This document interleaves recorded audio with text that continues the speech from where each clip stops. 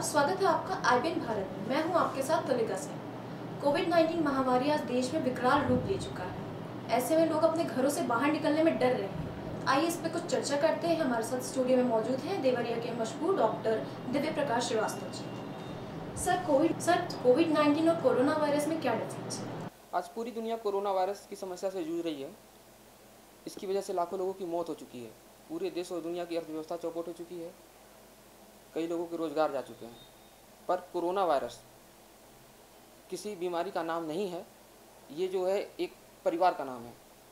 इसकी फैमिली जो है कोरोना विरिडे नाम से जानी जाती है। इनमें कुछ जो है सर्दी के कारण ही बन जाते हैं, पर अभी हाल में जो वायरस चल रहा है इसकी पहचान कुछ दिनों पहले ही हुई है। इस नए कोरोना वायरस को हम लोग सार्स-कोव-2 के नाम से जानते हैं।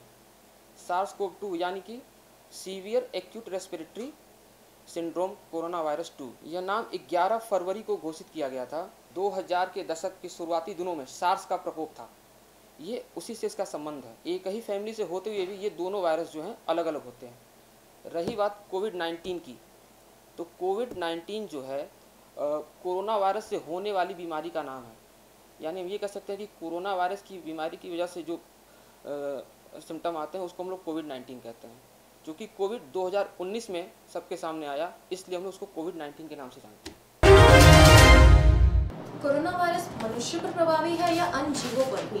कोरोना वायरस कई प्रकार के स्तनधारियों पे जो है अपना इफेक्ट डालता है, पशु पक्षियों पे इफेक्ट डालता है। कोरोना वायरस कई प्रकार के वायरसों का एक समूह है। मनुष्यों में इसका प्रभाव जो है मनुष्य के रेस्पिरेटरी सिस्टम पे पड़ता है। शुरुआती लक्षणों में सर्दी जुकाम बुखार होता है और जब गंभीर समस्या में जाता है तो इससे मौत भी हो सकती है। अन्य स्तनधारियों जैसे गाय, सूअर या अन्य जीवों में इसकी वजह से डायरिया हो सकता है। शुरू में होने के बाद पक्षियों में इसकी वजह से रेस्पिरेटरी फेल्योर की भी समस्या आती है। इसकी कोई मेडिसिन उपलब्ध नहीं है, कोई दवाएं नहीं हैं, तो इस पर शोध कार्य चल रहा है। कोरोना वायरस कई प्रकार के वायरसों का एक समूह है जो स्तनधारियों और पक्षियों में अपना प्रभाव डालता है।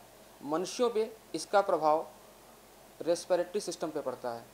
शुरुआती लक्षणों में सर्दी जुकाम बुखार इत्यादि होते हैं, लेकिन जब ये समस्या गंभीर रूप से जाती है तो मनुष्य की मौत भी हो सकती है। गाय, सूअर या अन्य स्तनधारियों में इसकी वजह से डायरिया के सिम्टम आते हैं। पक्षियों में रेस्पिरेटरी फेल्योर की समस्या इसकी वजह से आती है। वर्तमान समय में इसकी रोकथाम के लिए कोई भी दवाएं मौजूद नहीं है, कोई टीका नहीं है। पूरे देश में शोध कार्य चल रहे हैं। इसके लिए वैक्सीन बनाने की कोशिश की जा रही है। अभी आप अपने इम्यून सिस्टम को स्ट्रॉन्ग करके ही इससे बच सकते हैं। इम्यून सिस्टम क्या है और ये कोरोना से कैसे संबंधित है? इम्यून सिस्टम हमने अक्सर देखा है अपने आसपास के लोगों में। हम अगर एक ही कद काठी के लोग रहें, देखा जाता है कि कोई मौसम चेंज होता है या कुछ भी होता है तो कोई व्यक्ति बहुत ही ज़्यादा उससे अफेक्टेड हो जाता है, पर दूसरा व्यक्ति उससे अफेक्टेड नहीं होता है। प्रकृति की हमारे शरीर में इस तरीके की व्यवस्था बनी हुई है। हमने अक्सर अपने आसपास देखा है कि एक ही कद काठी के कई लोग कुछ बीमारियों की चपेट में आ जाते हैं, पर कुछ नहीं आते हैं। ये प्रकृति की ऐसी व्यवस्था बनी हुई है जिससे हमारा शरीर सुरक्षित रहता है। जिन व्यक्ति का रोग प्रतिरोधी क्षमता या इम्यून सिस्टम कमज़ोर होता है वो जल्द ही किसी न किसी बीमारी के संपर्क में आ जाते हैं, पर जिसकी इम्यून सिस्टम मजबूत होती है उन्हें जल्दी कोई बीमारी अफेक्टेड नहीं करती है। सर्दी जुकाम बुखार के लक्षणों से इम्यून सिस्टम का परीक्षण किया जा सकता है। ठंड के मौसम में आप अपने इम्यून सिस्टम को जज कर सकते हैं कि आप स्ट्रांग हैं या नहीं। क्योंकि इम्यून सिस्टम कमज़ोर होता है तो हमारे शरीर में कोई भी फ्लू बीमारी अटैक करती है। कोरोना भी उसी तरीके से करता है। सर, मैं आपसे ये पूछना चाहूँगी, इम्यून सिस्टम क्यों कमज़ोर होता है? इम्यून सिस्टम के कमज़ोर होने के कई कारण हैं। आजकल शरीर में चर्बी का बढ़ जाना, अनियंत्रित लाइफस्टाइल, तनाव मुक्त ज़्यादा तनाव रहना, फास्ट फूड का ज़्यादा सेवन करना, लंबे समय तक चिंताग्रस्त रहना, समय से नींद न लेना, खराब जीवन शैली, इन सभी कारणों से हमारा इम्यून सिस्टम जो है कमज़ोर होता है।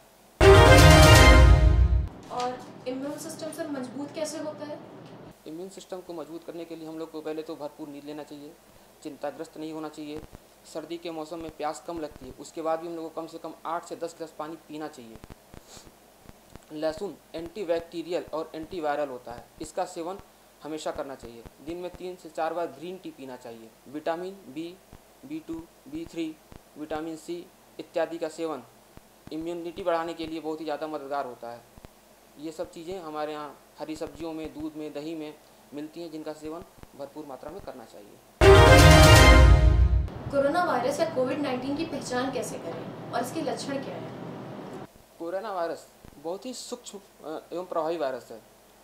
कोरोना वायरस मानव के बालों की तुलना में 900 गुना छोटा होता है। आकार में इतना छोटा वायरस लेकिन पूरी दुनिया को डरा चुका है। दिसंबर 19 में ये पहचान इसकी हुई। इसकी वजह से हम लोग इसको कोरोना वायरस 19 या कोविड-19 के नाम से जान रहे हैं। पहला मामला इसका चीन के वुहान में आया, उससे पूरी दुनिया में फैला। इसके लक्षण अक्सर फ्लू से मिलते जुलते हैं। सर्दी, जुकाम, बुखार इत्यादि ही इसके लक्षण होते हैं। नाक का बहना, गले में दर्द, सूखी खांसी इत्यादि ही इसके लक्षण होते हैं। अधिक उम्र में हार्ट की समस्या हो या अस्थमा की समस्या हो, इन लोगों को कोरोना वायरस बहुत ही ज़्यादा प्रभावित करता है। तेज़ बुखार आना, अगर जो है इसका पहला ही सिम्टम तेज़ बुखार होता है, 100 डिग्री फ़ारेनहाइट या 37 डिग्री सेल्सियस से ज़्यादा बुखार होता है, तो ये चिंता का विषय होता है। इसके लिए आपको तुरंत कोरोना की जांच करानी चाहिए। कफ, आपको कफ या सूखी खांसी हो तो भी आपको थोड़ा सा अलर्ट रहने की आवश्यकता है। सांस लेने में समस्या, इसका मेन सिम्टम जो है फेफड़ों पे असर पड़ता है, जिससे मनुष्य सांस लेने में दिक्कत महसूस करता है और कोलैप्स हो जाता है। डायरिया, उल्टी, ये दोनों भी समस्याएं इसके साथ चलती रहती हैं। सर, मैं आपसे क्वेश्चन करना चाहूँगी, क्या होम्योपैथी में भी कोरोना का कोई उपचार है? जी बिल्कुल। अभी तक कोरोना पूरी दुनिया में कोरोना के बहुत मामले बहुत तेज़ी से बढ़ रहे हैं। भारत में भी इसके आंकड़े बहुत तेज़ी से बढ़े हैं। कोरोना के उपचार के लिए शोध कार्य जारी है। मार्केट में भी कोई मेडिसिन आई नहीं है, कोई वैक्सीन बनी नहीं है, लेकिन लक्षणों के आधार पर इसकी चिकित्सा की जा रही है।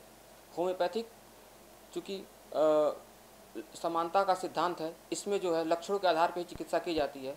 तो कुछ होम्योपैथिक दवाएं कोरोना के सिम्टम के आधार पर मैच करने के बाद उससे इसका ट्रीटमेंट किया जा सकता है। हमारे यहाँ आयुष मंत्रालय ने भी कुछ होम्योपैथिक दवाओं को प्रयोग करने की अनुमति दी है, जिसमें आर्सेनिक एल्बम 30 का प्रयोग ज़्यादा किया जाता है। वैसे साथ में यूपिटोरियम है और कैम्फर है इत्यादि दवाइयाँ हैं जो इसके लिए बहुत ही ज़्यादा लाभकारी हैं। कोरोना वायरस या कोविड-19 संक्रमण से कैसे बचें? भारत में कोरोना की संख्या बहुत तेज़ी से बढ़ रही है। इसको देखते हुए सावधानी बरतने की बहुत ही ज़्यादा ज़रूरत है। ये समस्या पूरी तरीके से फैल रही है और इसका कोई भी ट्रीटमेंट अभी उपलब्ध नहीं हुआ है। तो जितनी ही सावधानी बरती जाएगी इससे बचा जा सकता है। बार बार हाथों का धोना, अपने आप को सैनिटाइज करिए, हाथों को, सोशल डिस्टेंसिंग को मेंटेन कीजिए, आवश्यकता पड़ने पे ही घर से बाहर निकलिए, भीड़ वाली जगहों पे जाने से बचिए, बीमार व्यक्ति के संपर्क में आने से बचिए। सर्दी जुकाम होने पर तुरंत ही अपनी जांच कराइए। पूरी तरीके से पका हुआ मांस या अंडा खाइए, प्रयास करें कि ना ही खाएं। तो ये थे हमारे साथ डॉक्टर दिव्य प्रकाश श्रीवास्तव जी। ये हमारे दर्शकों को कोरोना के प्रति सचेत रहने की जानकारी दी। ऐसी समस्याओं के समाधान के लिए जुड़े रहिए हमारे चैनल IBM भारत के साथ।